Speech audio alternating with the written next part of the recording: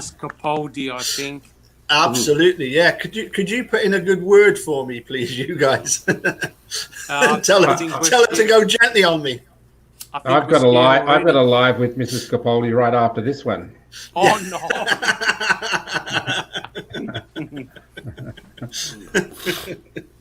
Anyway, good morning, good afternoon, good evening, everybody. First of all, good morning, Milbillie from somewhere in Wisconsin. Whereabouts are you today? I'm currently inside Steven's trailer before they ripped it apart. Yep. I like that a lot. I do. That's brilliant. That's so iconic, isn't it? You know. In fact, to the right of the TV, is that where the computer desk is? Yep. And to the left it is the hallway that leads to his bedroom, bathroom, spare bedroom, and the rear entrance to the trailer. Yep. Excellent. Yep. And going clockwise. All the way from Adelaide, we've got the good doctor with us again today. Good evening, everyone. I'm glad I didn't take your advice and put any money on Geelong. Thank God. That was a shocker. Was it? Shocker. What? Do you know? For some reason, I don't understand it. It wasn't on the UK. I've not seen the game. Okay. And I don't know what happened there, but what was the final score? I think Richmond won 80 to 50. 80 to 50. Wow. About five or six goals. And Geelong were in front at half time, but oh my God, they stopped to a walk in the next two quarters. Yeah. And I hear that it was their third win in 4 years. Correct. And Dustin Martin won the best player on the field 3 times. Right. That is a remarkable achievement. Remarkable. The guy's a beast. Unstoppable. Right. Is he the one that kicks the goals? Or most of the goals? Yeah.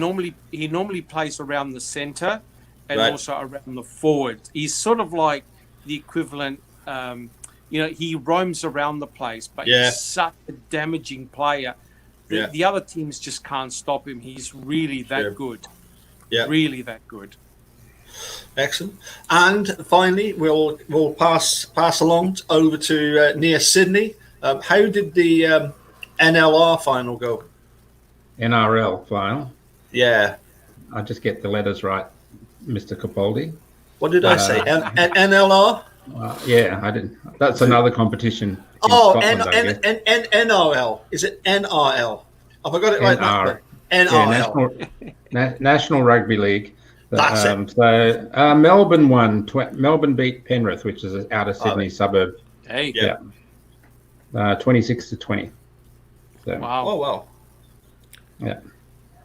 And they had 40,000 people. They were able to organise COVID in a way that they had 40,000 people at the game. So that was that's 50% of the maximum capacity of the stadium. Yeah. Where was it played? At what they call Stadium Australia. It's the Olympic Stadium. Oh yeah. That was the one you showed me. Correct. Outside, they've got all those columns with the names of people that actually were involved with helping to build it. Yeah, all the volunteers, all the people who volunteered at the games, both the able-bodied and Paralympic games. So Yep. Because there's a Hoddinott on the board, on the honours board. Yeah, one of my sisters actually. So awesome. Yeah. Outside on the. And also, we won't mention the fact that it's where Johnny Wilkinson. We won't go into that. We won't go into that. How long ago was that? I don't remember. 2003, I think. Yep, 2003. Was it? Had it only just been built?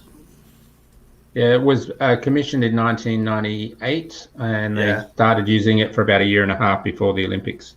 So to work out the bugs. And they've done a couple of modifications to it since then. That stadium was actually bigger for the Olympic Games, and then they took one of the big grandstands away. So they Yeah, they had the big wings at the ends of the ground, Correct. and they pull them down. Correct. So, Correct. Yes. yeah. Was that to help the grass grow? Because if you have too much enclosure, you don't get the natural. It's a problem. One of the dramas in building Olympic stadiums for every city is what do you do with it after the Olympics are over?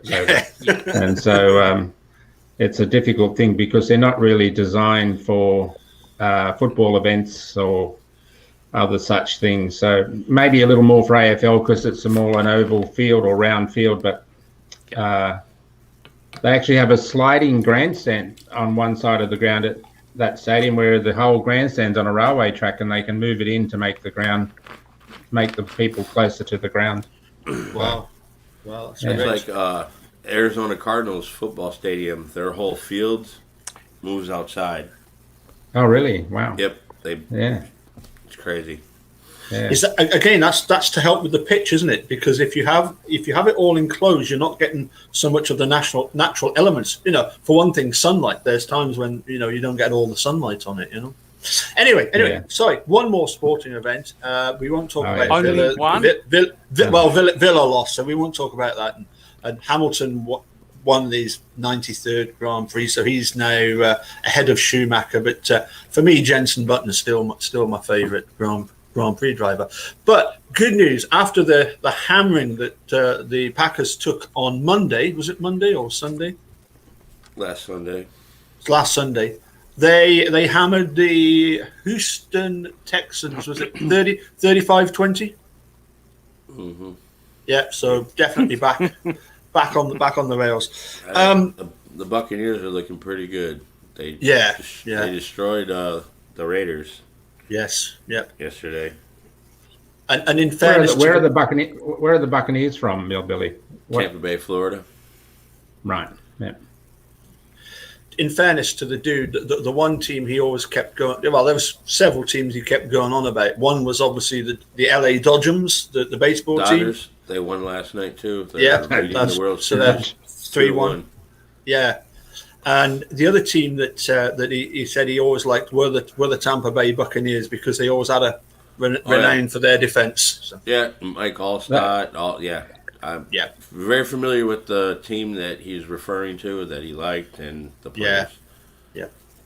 He also liked them because of the connection to Captain Crunch, being a sailor. Well, exactly. Buccaneers, Captain Crunch. Yeah. Are you? Anyway, sorry, we need to crack on with one or two topics that I did want to talk about today. First of all, Milbillie, you were telling me, and I don't know who wants to go first on this one, whether it's Mark or Milbillie, about the, first of all, I discovered that there are now billboards on the way to Milwaukee Airport. Yes, there are. 2 billboards. Oh, it's a 1 billboard double-sided looking both directions on the highway. It's part of the... It's a very, very well-traveled area, too. Yeah. So lots of people are going to see it. Yeah, it's the Bring Brenton Home billboard, and it's up there. It's very visible, and as Milbillie says, it's a very busy part of connecting freeways where actually a few of the freeways connect together and are the one road for a short while. So it's a good little spot. So I saw some figures about, was it 50,000 daily or 500,000 daily or whatever? I can't quite remember. It was an astronomical figure. 50,000 a day. Yeah. Yeah. Brilliant. Do you know how long those billboards are up for? The current ones, they're up for different times. It's all based on budgets, but we'll be seeing them there for at least another month, I would say. Oh, awesome! But if Tracy Keogh is being sort of managing the process, there's been a lot of supporters donating money to fund the billboard. So that's it's a good exercise both in what it's trying to do, and also in getting people working together, which is nice. So. Yeah, it sure is. Yeah. Now, Milbillie, you were telling us that you're planning on going and having a look at some other billboards. No, the same one he's referring to. Yeah. All right. It's right up the road from my house. Excellent. I drive past that every day to work, so perfect. Yeah. So sorry if I can come to you first, then, Milbillie. Recent videos that you've done, that you've seen. What can we tune in and watch on your channel? Well, it's nothing new, but it's just the Mark Williams voicemail that he left Kathleen Zellner by mistake.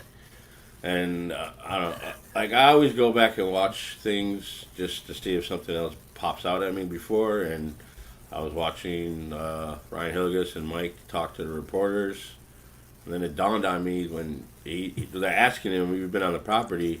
Mike don't know what the hell Ryan's talking about because he wasn't there. It was him and Scott.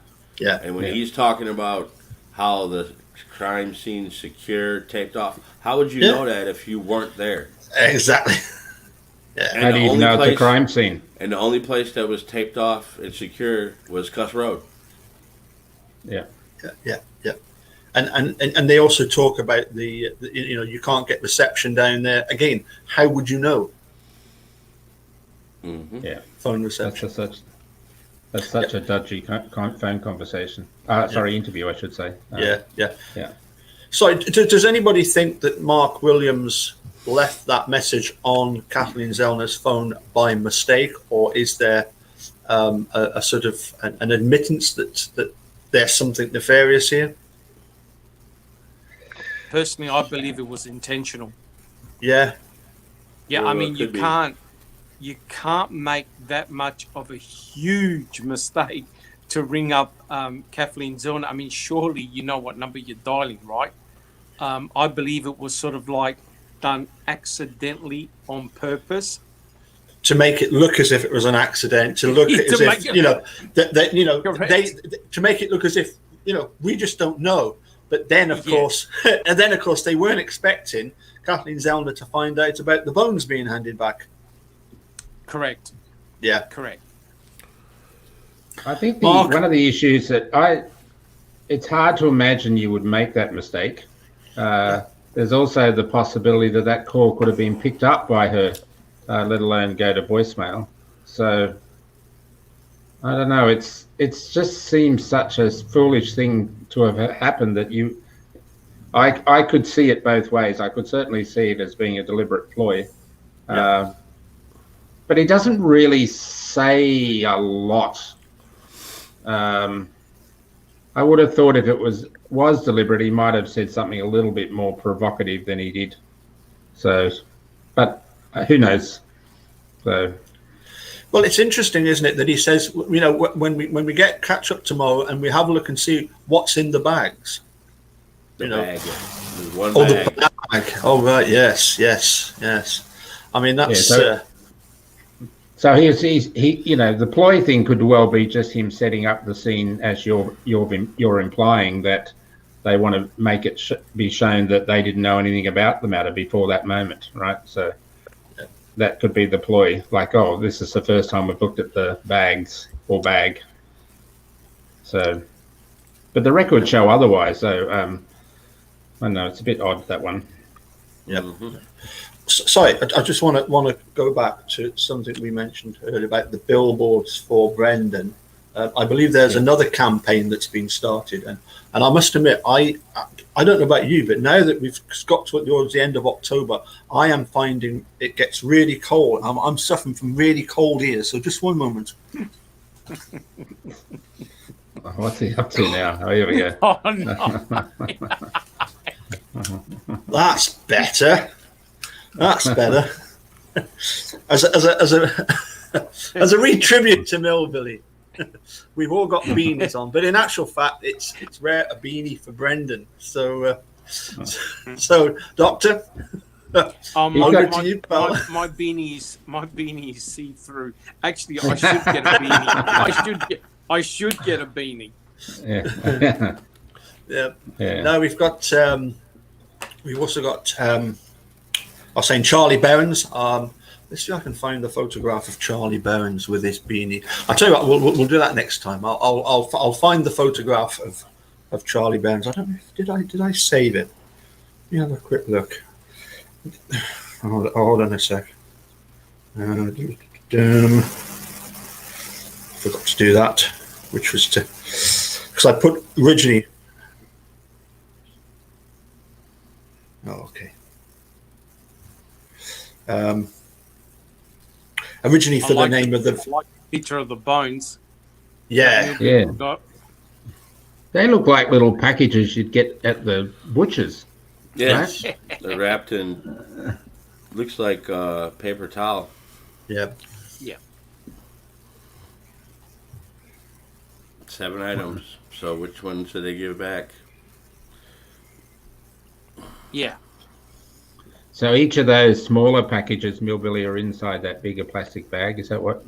Correct. Yeah. Yep. Yeah. That 8675.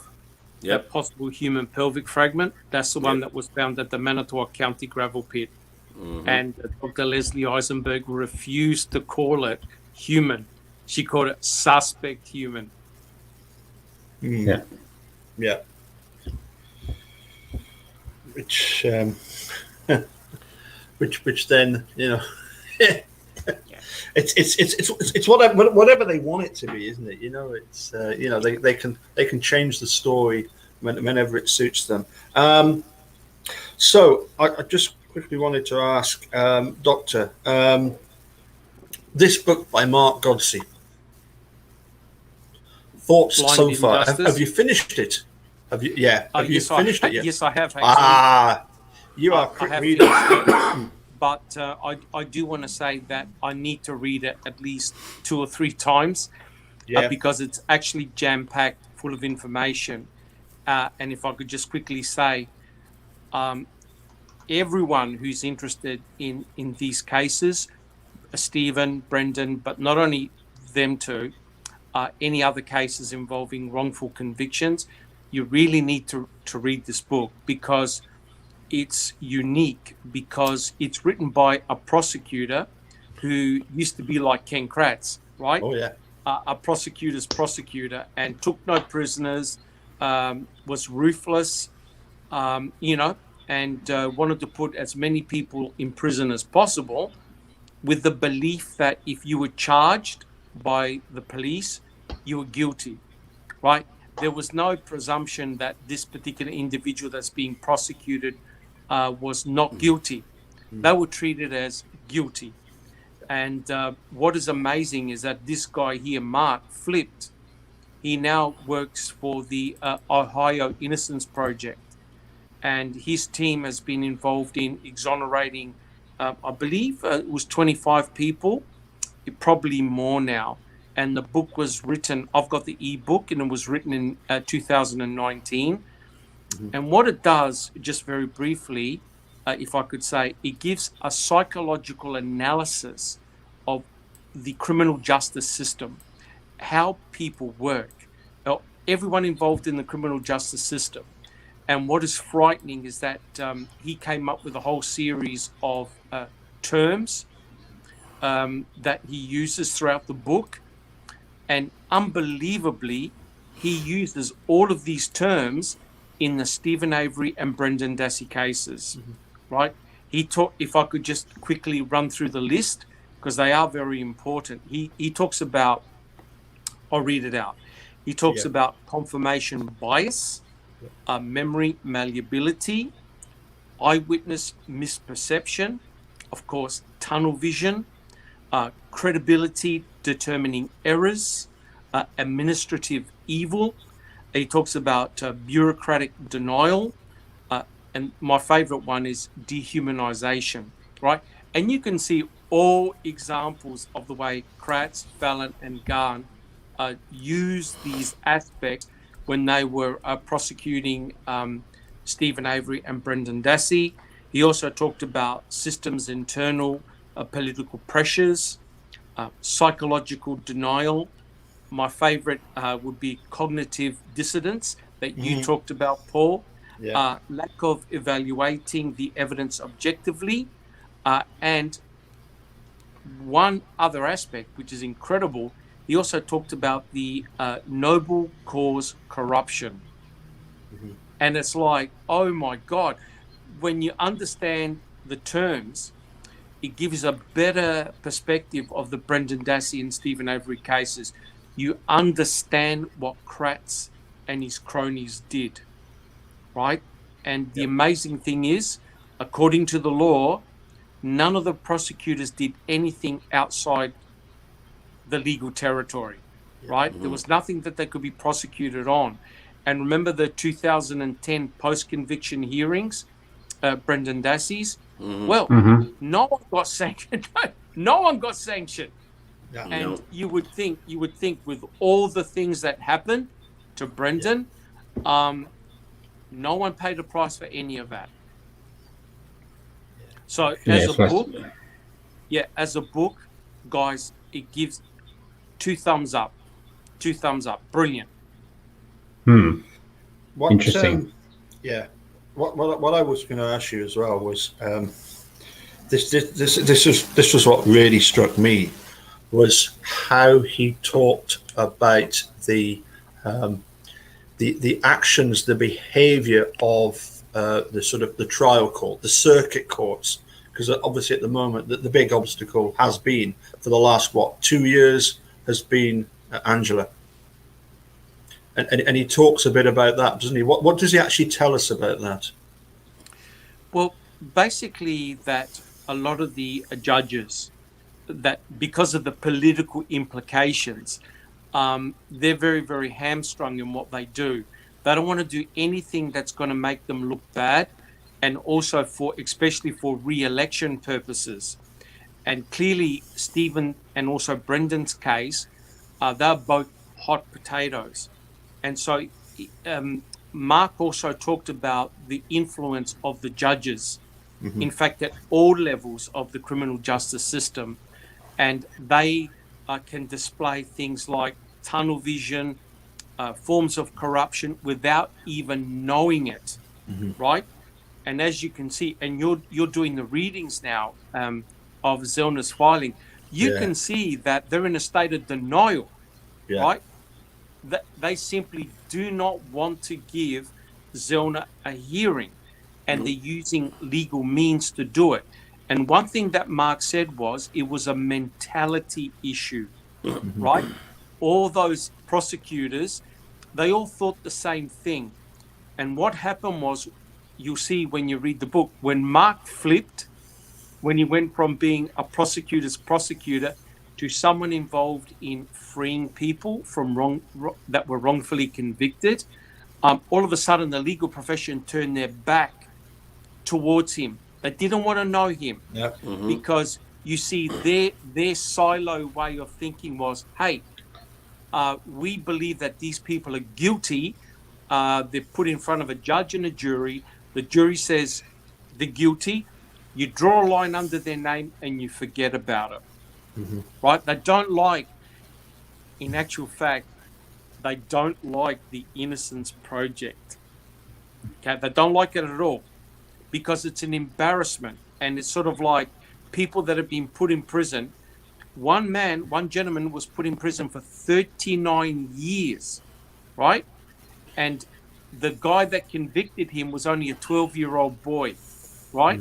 And he admitted that he got coerced by the police to make up a false story, and 3 African Americans were arrested in 1975, right? There was no evidence or anything like that, and the guy finally came forward and confessed that his confession to the police was all coerced. Right?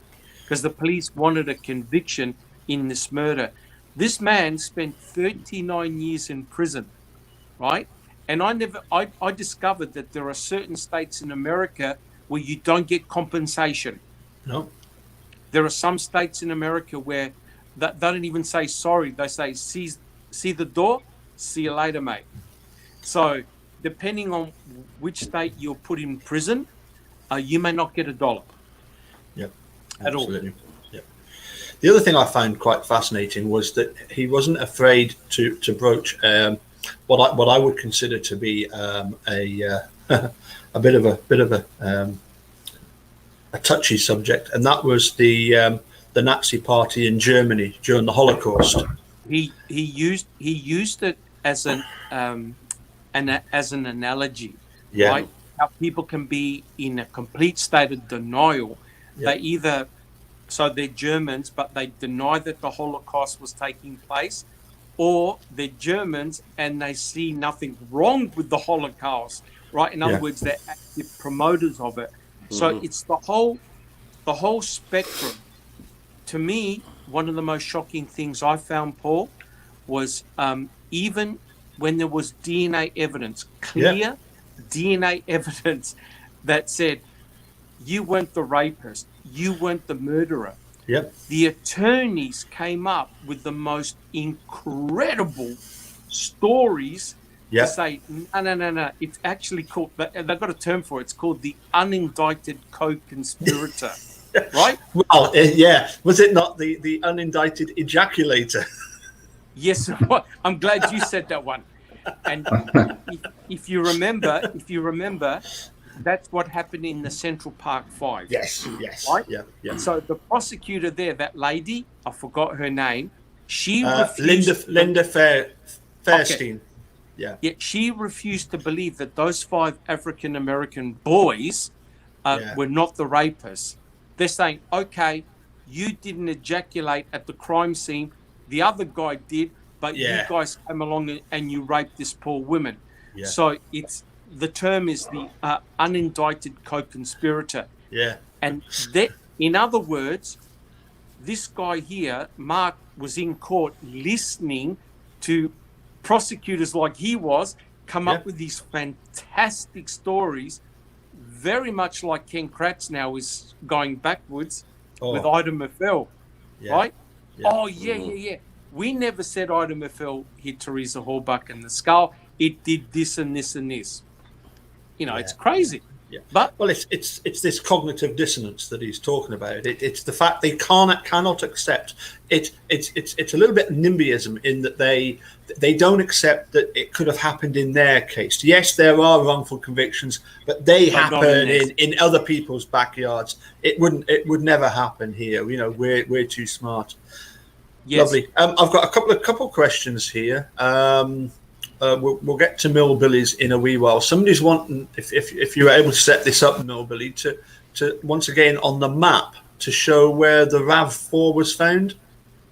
Look, if you're able to do that for us. But we've got a nice easy question for Mark here from Big Dog. I've asked Paul this question, but I'd like the 3 other members' opinions. If you are able to answer, do we ever think that this case is going to get solved? And do we ever think we are going to find out who the key culprits are in this mess? Any thoughts on that? Well, it depends what you mean by what the case is. There are multiple cases here. The case is, if you like, is the prosecution and conviction of Stephen Avery. Will that get sorted? I believe yes, it will. Because he's being there was a contrived case against him that he should never have been found guilty. So that part, yes, I believe will be solved, and to the extent Brendan is obviously linked into that, I believe that will be solved in the sense that those 2 gentlemen will go free. Will we ever? Second part is, will we ever know who actually killed Teresa Halbach from a prosecution point of view? I think that's a bigger uncertainty because no one was investigated because it didn't suit their cause to get Stephen Avery. The ability to bring on charges in an effective way, short of a straight out confession, I think is fairly difficult. Because the same presumptions of innocence are deserving to everyone else, and I just don't think time's going to be on their side to enable them to be able to pin it on the true culprit. That's how I see it. Would it be fair to say that at the moment we are Kathleen Zellner is well down the path from the point of view of getting Stephen and Brendan out of prison? But at the moment, we haven't really even started looking at that question of who was responsible. And until we have the kind of evidentiary hearings that we need, then we'll be further forward with being able to answer the second part of the question.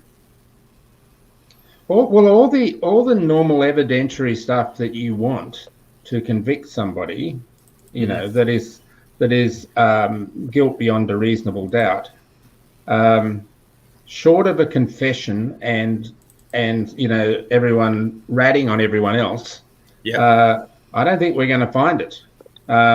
It's there, but I just don't think it's going to come out in a court of law, because it's such a cesspool of misbehavior that I think that silence is the best thing. And the truth is that where Kathleen Zellner and Stephen Drizzle and Laura Nyrider, their primary focus is getting Stephen free and getting Brendan free. It's not their job to find the killer, even though as much as they might like that to occur, and certainly in Teresa's name that should occur, but I just think that that's not going to happen or easily happen given what's unfolded so far. Yep. And the third case, by the way, if I can just add my third case, is the prosecution of law enforcement who've behaved in the way that they have. That I think that's got a greater chance of being successful than finding the real killer. Absolutely. There was one other thing I was going to mention about the book Blind Injustice, which I thought was really good, was that Dr. Richard Leo and his book gets a mention. I've got that book. I've yet to start reading it, but it was interesting. That there was a whole whole section about the wrongful false confessions, and Saul Kassan, Dr. Leo, two of the leaders in that field. The mere factor that you've had Dr. Richard Leo, you've had many academics, you've had law professors who have gone through Brendan Dassey's coerced confession word by word and highlighted all the errors. Now, you must understand, we can see it from our perspective as being shocking and disgusting. However, from the legal point of view, Bert and Ernie, to quote you, have done nothing wrong. Right? They've done nothing wrong from a legal point of view. However, we all know that with the Reed technique, it's actually designed to solicit coerced confessions. And what do they say? Individuals who are like Brendan, who unfortunately are mentally challenged, very young, very naive, they're going to fall directly into that trap. So, and yes, that book, Mark mentions both Brendan's and Stephen's cases from 1985 as well to 2005. It's brilliant. It's a book definitely worth studying, and it gives you a better perspective of the cases. It really does. Correct. Yeah, I mean, it certainly changed some of my opinions about, when Dean talks about the fact that, that the problem here is the system, and you think, well, but hold on a sec, this is surely a one-off case, which is absolutely terrible, but then you realize that, I still think that there are certain unique aspects to Steve's case in that the motive behind framing him was because of his previous wrongful conviction. I still think that's going to be a unique factor. But then when you look at all these other cases, you think, my goodness, what on earth is going on here? Yes. Yep. Before I answer, does Milbillie want to show the RAF position of the RAF? Excellent. Yeah, and I've got one other thing for you. This is our good friend from Sydney, Hugh. Ideally, there will be a commission of inquiry into the administration of justice in Wisconsin. That would be absolutely perfect, wouldn't it? That's the sort of thing that's needed, isn't it? They need in Australia, it's a royal commission, right, Mark? Correct. Right, Mark? Yeah, yep. A royal commission, Correct. And a royal commission, they don't give a stuff who you are, whether you're a high court judge or the street sweeper. Yeah. The degree of investigation is phenomenal. Yeah. Phenomenal. Yeah. Yeah. I must admit, I having been to Amsterdam, Jerry actually sent me, because when he went to Amsterdam with David Rudolph to do his presentation there inside Making a Murder Inside the Staircase, he actually did a bit of research about the Dutch legal system, and obviously we've spoken to Roel Griffin about that. The difference between the legal system there and what we're seeing in Wisconsin. Do you know the best way of putting it is this: that in the Dutch legal system, the public has great faith in the legal system. They have so much faith in it because the judges, and they don't have a trial by jury. It's in front of 3 judges. Judges. And the defense acts as the investigator, directs where the investigation is meant to go. They get to say what should be investigated, and the police have to go and then investigate what the defense wants. And then the judges have to give they all 3 have to give their opinion, their reasons for their opinion.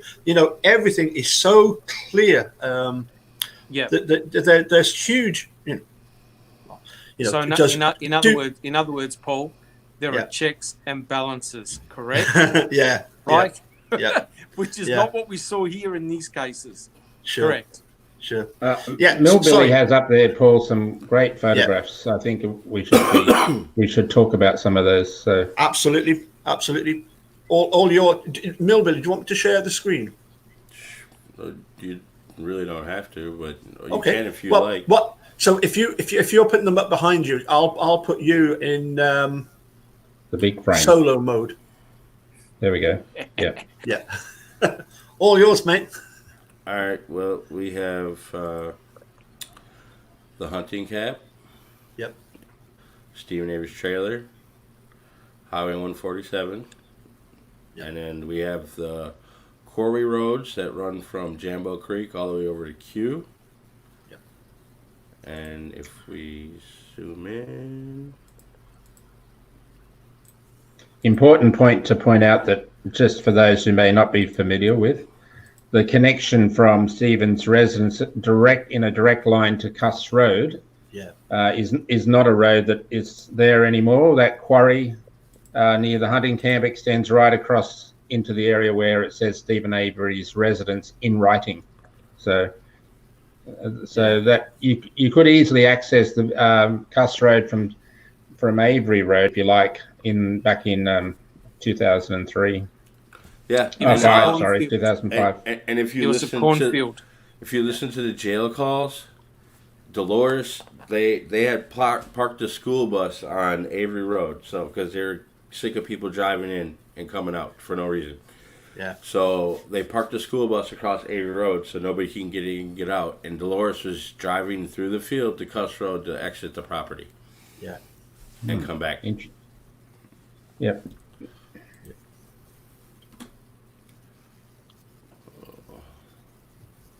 Hold on. So, sure. Yeah. Do you want me to bring that up, Milbillie? Yep.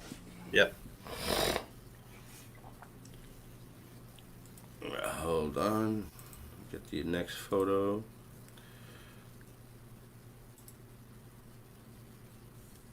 Yeah, we can actually see just the very, very top of Cuss Road there. We could actually see it right at the bottom there, couldn't we? And there's a berm in between the Avery's property and the Redont's quarry. Mm-hmm. Yeah. And this photo is looking towards Chuck's residence above the hill. Chuck's house is right behind these pine trees. Mm-hmm. Yep. And remember, he saw the headlights. Yep. On the Friday. Yeah, down the back there.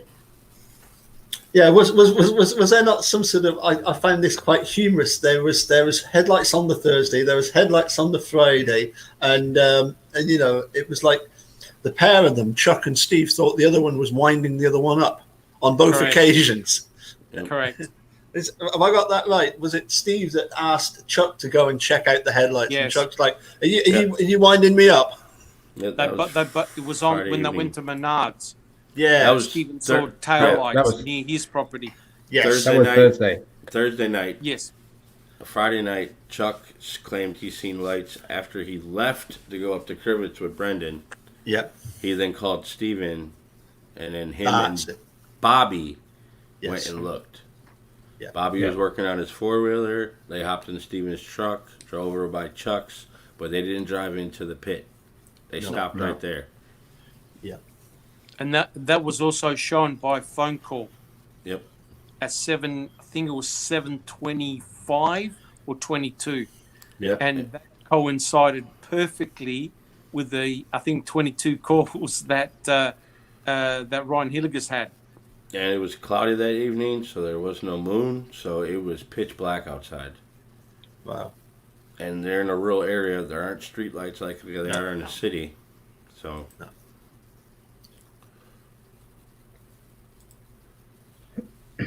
Milbillie, can you just go back to that earlier shot you had up there where the cars were lined up and just point out roughly where Teresa's car was? Hold on. It was about two shots back. I had so many photos. Yeah. You have to look carefully, but you can actually see Fassbender. I believe it's Fassbender with his red jacket on. All right, we got this one.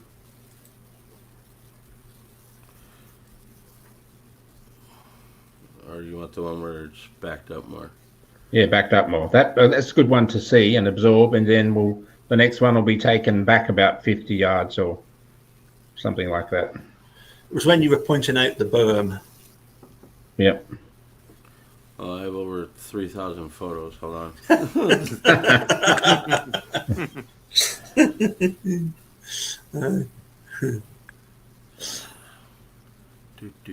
Now you know who admitted ripping out trees on that day, right?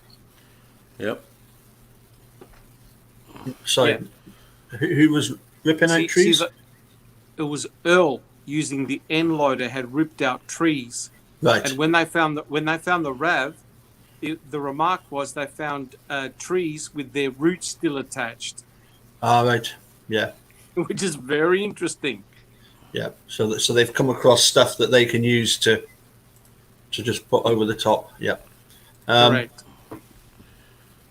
Yep. Absolutely. Sorry, Mark. I was going to ask: is there any? Yeah, that's where. Sorry, just to let Milbillie finish this little story here, Paul. Yeah. So there's in the foreground. There's a pond there.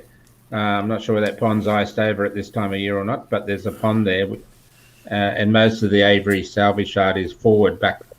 That's pretty much the back of the salvage yard at that part of the property, and over that berm is the part of Redant's quarry. Yeah. And the car sitting in there, along that line there.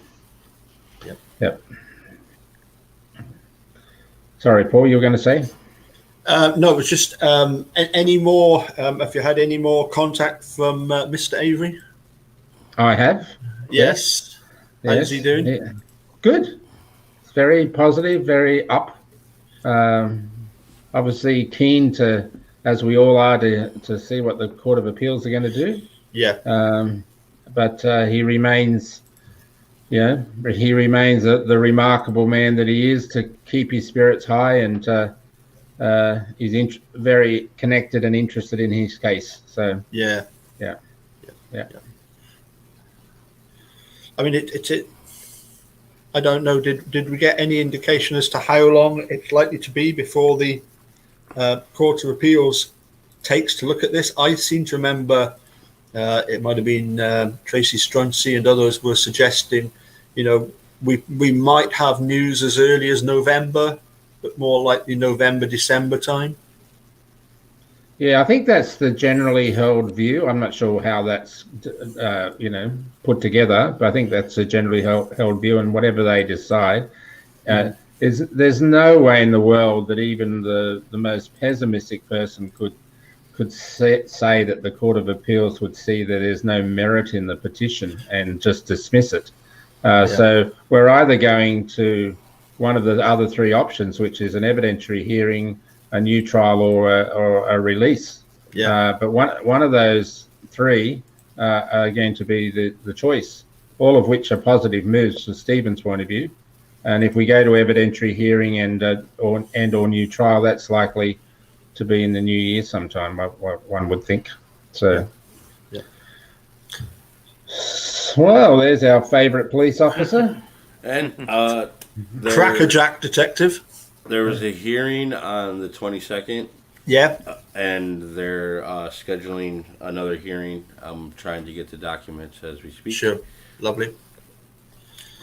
But it looks like it's moving forward in Colburn's benefit. Surprise, really? surprise. Surprise, surprise. Well, each side had 10 minutes to argue their case, and then they decided what they're going to do moving forward, so they scheduled a new hearing. Yeah. Has yet to be set the date, but it's going to be via telephone conference again. So yeah. But of course, the one thing that does happen in this, of course, is that if they do have some sort of an evidentiary hearing, then Colburn is called to the stand, isn't he? Yep. Well, I was looking over the items that they had submitted for his case, and they literally are using people's Reddit posts as items for their evidence. Yep. They used Michael Griesbach's one of the podcasts he did for somebody back in 2015, which is strange. I guess I don't understand. It's our court system's retarded. Well, yeah. Milbillie, was there any chance of getting up just a wee photo of where the RAV4? Sorry, I think it was where it was sighted. Where it was sighted at the east. Yes. Twin River Dam. Which location? That's the question. Yeah, I think they were wanting to know roughly sort of how far from the yard and Mishicot the East Twin River Dam is. Because I mean, Kevin Ramlow, he's not the only one that saw the car there. No, it's 2 or 3 minutes drive from the yard. It literally just that, isn't it? Yeah. Yeah. On you 147. Right, I think you turn right up 147. Yeah, which is to head east or southeast, sort of east southeast. Yes. And it's just along there a few minutes at the most before you get into the town of Mishicot. Yeah. On the left-hand side. All right, we got the Avery Salvage Yard. Yep. And we have the 147 turnaround, which is right here. You can actually see the Twin River there. That's those two rivers, don't they? It's must be the West Twin River and East Twin River, and they then become two rivers. Yep. You can see the river here. Yep. Yes. Yeah. Sort of a dam in there as well. So it's parked right here. Do we know whether anyone saw number plates on that RAV4? There were lady called in and said she swore she seen that vehicle, and she did get a plate number, but it wasn't the right plate. Whoa. It wasn't the right plate. It was also in a completely different location. Okay. I mean, there's several different sightings of her RAV4. Yeah. In multiple different locations. In town. I mean, there's somebody saying they seen her on the ferry going over to Michigan. Right. Really? Come on. There's a gentleman that calls because he was at the Cenex, right by the Cenex in town, and he was at the lights, and he said he seen her drive right past him. Yeah. But when law enforcement gets sightings of her, they ignore it. But when they get sightings of her car, they're on that shit, like white on rice. Yeah. I got all the locations that I've been finding mapped out. We got both these locations right here are where dump burn piles were found with bones in them. This is where the pelvic bone was found. Yep.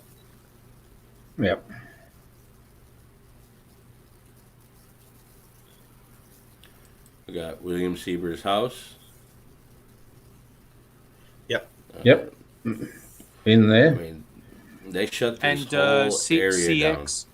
CX is pretty close to that, inside that location as well. CX. Yep, CX was found around here. Yes, correct. Because there used to be a conveyor that went here. Yep. You can see it. And CX was located just south of where the RAV was found. Yes. Which is right there in the quarry. But I don't think CX and A23 are the same. Otherwise, No. Colhane would have said it. And There's also CX doesn't match A13 to too. anyone. This is the house that the girls that were on Halloween snuck out because they seen a fire in the quarry. Yep. And they heard men talking. Mm-hmm. I mean, a fire in this area, you would see it because there's nothing around. Yep. You wouldn't think you would see. Maybe there's not much vegetation around at that time of the year, but right up at Stephen's trailer, his sort of a normal burn barrel fire would be. It's a fair way to be looking to see a fire at that distance. This is where the turkey hunters spotted a Ford Ranger pickup truck parked over. Well, the thing is, he first calls Manitowoc and then he's transferred to the case. So between both them calls, he puts the car being parked on both sides of the river on both sides of the road. So I don't know how credible he is because he changed his statement within 3 minutes. But they see somebody in the water with waders on that looks very odd, as if they're looking for something. This is where somebody stated on October 31st that she seen Teresa turn on the R. Didn't state which direction, but it makes sense because R runs all the way down just like 94. Yeah, it runs down to 310. Yep. Right, which then if you head west, it's on to 10 to back to her race. Yep. Yep. And this is that would be a logic. That would be that's Earl's. Yeah. I mean, her cell phone ping is in the same. I mean, after everything I've heard, I have my idea what I thought might happen, but I'm still missing things they won't release to confirm or deny what I'm thinking is true or not. Yeah. That Whitelaw Tower, Milbillie, is across on the western side of I-43. It's not. It's way over there. If you go back, if you go over to 310, or 310, 310 is right here. Yeah, and then it changes to 10 there, and that Whitelaw Tower is roughly where you've got the mouse, but up in the background there. It's north of there. Yeah. So she pinged anywhere in this area. Yeah. Definitely not by Stephen Avery's. And this is where George Zipper lived. Yeah, right there, on the corner of 310, or near the corner of 310, and I think it's B that runs down to Manitowoc. County Road B. Which runs through Shoto and then runs into Two Rivers and Mishicot. Yeah. You know the Whitelaw Tower, is that too far away from the Avery salvage yard for a cell phone to ping? Yeah, because there's a closer tower that she should have pinged off of. Yeah, correct. Yeah, it's quite a distance. I've driven that road many times and looked for the tower, and it's still quite a ride from that point when you see the tower all the way across to where the salvage yard is. Well, if you talk to Stephen, next time you talk to Stephen again, can you ask him one question? Sure. The best of his memory, what time did Officer Colborn show up on the 3rd? Okay. Yep. Will do. And what time did they leave to go to Menards? Okay. Exactly. That was on the same day, wasn't it? That was on the Thursday. Yep, because he gets off the phone with Jody just before 6 p.m. Yeah. And Colborn says that he got the phone call from Wiegert at 7:30 because he got off at 8, which is impossible because there's no way he would have been able to get that phone call at 7:30 and then drive to Avery's. Avery would have already been at Menards. Yeah. And that's the same day that Stephen opened his cut. Yep, that night when he removed the trailer off the bourbon. Yeah. Do you know where the it was dark. I know he went to Menards when it was dark. So well, it got dark about 5 o'clock. Yep. And daylight savings was that Sunday morning. Yep. Mm-hmm. Sorry, Doctor, you're gonna ask something. I was gonna say, do we know whether Colburn or Lenk are smokers? I'm guessing probably are. Okay. Listen, guys, I'm going to have to say cheerio because, as you know, I've got more domestic chores to do. And to be honest, we've time as usual has flown by, as it always does. And that's this 55 minutes in. So it's been great to have you join me again. Same time next week, and we'll see how things are progressing. Sounds good. Yep. Yep. Sounds so far, my work schedule has been working for me. So yep. But I do apologise for the fact that we are now. Our clocks went back.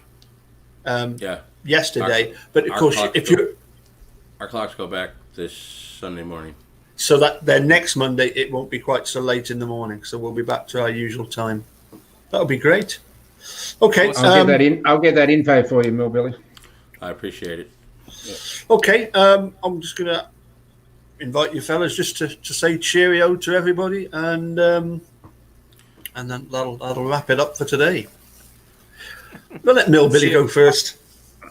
Y'all have a good night, good morning, whatever your time zone is. That leaves it to you, Dr. Silkman. You're in awesome. Around the clock.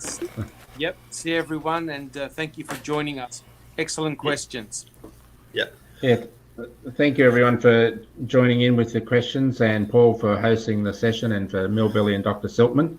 Always a pleasure to be speaking with you. No problem. Likewise. Yep. Well, thanks, gentlemen. And yes, if you've got photographs of yourself with a beanie, please do drop them in, and we'll put them up. We'll put them up next week. I've got hold of the Charlie Barron's offering, so and I've got Becca's, so I'll have them for next week. Mustache, thanks very much. Bye for now. Okay, see you guys. Bye. Cheers. Bye. Bye.